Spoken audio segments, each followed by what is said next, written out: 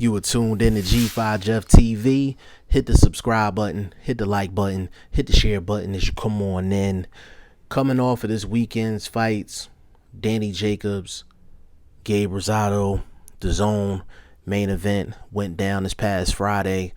And let me get a few things out the way when it comes down to this fight.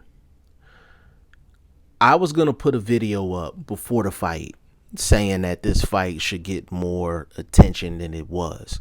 A lot of people were really down in this fight because they felt like Danny Jacobs was just on a different level.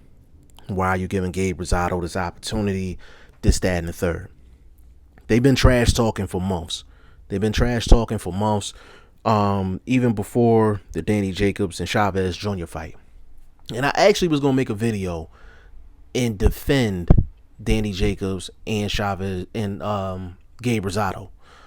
I'm glad I didn't. Oh my goodness. I'm glad I didn't make that video. When I say this was one of the worst fights that I've watched between two known guys, is an understatement. Period. And I'm a fan of Danny Jacobs, and Gabe Rosado's from the city. He from Philly, so I support Gabe Rosado regardless. Anytime he can get a name opponent, get a bag, I'm in support of that 100%. So this is no knock against Danny Jacobs or Gabe Rosado personally. But as a spectator, as a media person, as a boxing fan, as a boxing purist, someone who favorite sport is boxing and then is everything else, that was one of the worst fights to watch. Period. And it wasn't the fact that, I was expecting some type of a war. Like, I done been around boxing long enough to know when I'm being capped when it comes down to promoting a fight. I knew they weren't going to come out guns blazing like they were talking. I know that for a fact. But the lack of effort that was shown by Danny Jacobs, is just unacceptable. It is unacceptable. Period. Now, mind you, I had it a draw. I had it 6-6. I could have easily gave that fight to Rosado. I had it 6-6. I had it a draw. Anybody that's willing to defend Danny Jacobs, and again, I'm a Danny Jacobs fan. Danny Jacobs' trainer literally asked him in between rounds, did you bet on yourself? I mean, like, bet on yourself in terms of, like, did you bet on a decision? Did you bet on you were going to take him out within a certain round bracket? Like, did you bet you were going to take him out between round 9 and round 12? And Danny Jacobs literally said, no, I didn't bet on myself. He said, okay, well, stop carrying this guy. That's how bad the effort was. At the end of the day. Like, Danny Jacobs fought like somebody that didn't want to be there. He fought like somebody that got paid already, and he's just fat. There's no motivation, none of that. But see, he fought that way against Chavez Jr. This is not the first time he's done this. And again, I'm a Danny Jacobs fan.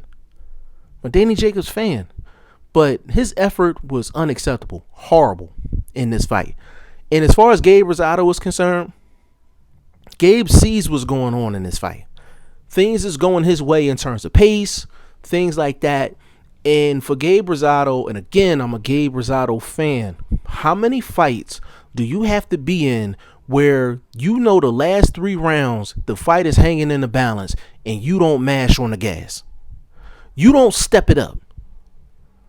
So I can't even look at Gabe Rosado and say you were given a bad decision, because you had round 10, round 11, round 12 to turn up on Danny Jacobs. He showed you 9 straight rounds of him just not being active, not doing the things that Danny Jacobs usually does.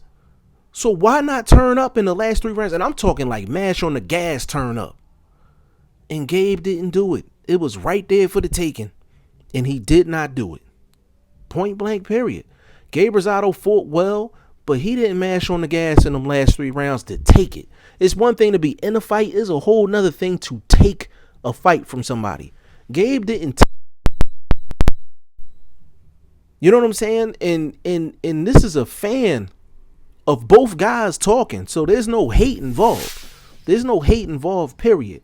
But I hate seeing fights where one guy doesn't mash on the gas to take the victory, and one guy that got paid so much that he just went in there like, blah, blah. I'm just going to go ahead and just get this over with and go home. I don't know if it was because it was the day after Thanksgiving. I don't know if he was laid up with Angela Simmons, getting a stroke on, all that good stuff. He's just, he's been paid a lot of money to fight, and I don't know if the hunger is there anymore. I don't know if it was him switching trainers. I don't know. I don't know, but Danny Jacobs did not do himself any good in this fight. Like, under normal circumstances, if Danny Jacobs would have been in a fight with Gabe Rosado and Gabe Rosado gave him a little bit of trouble, it might have been a good thing for Danny Jacobs because he would, be marketable to the 168 pounders because they think Danny Jacobs is slipping. But not only do people think Danny Jacobs is slipping, now they're going to question his effort.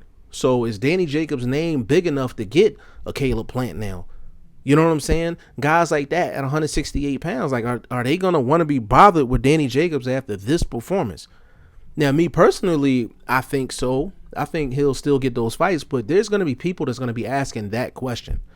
Danny Jacobs really did himself a disservice, and Gabe Rosado, this is another fight where I was waiting for him to turn up when it was time to turn up, and he just never did. Y'all let me know what y'all think in the comment section. G5 Jeff TV, hit the subscribe button, hit the like button. Please share this video. Support your boy. Support good content at all times. I appreciate y'all. Peace.